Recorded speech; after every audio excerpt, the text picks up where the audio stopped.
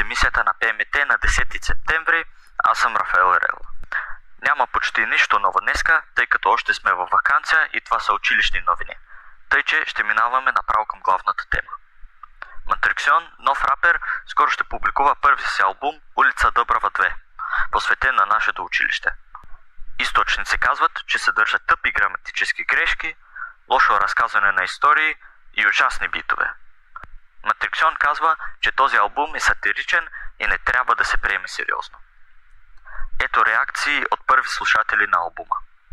Извинете, какво мислихте за новия албум на Матриксион?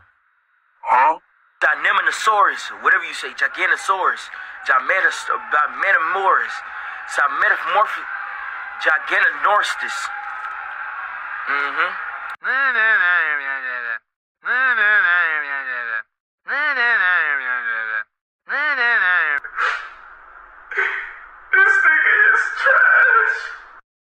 Да минаваме към следващата тема, която нямам.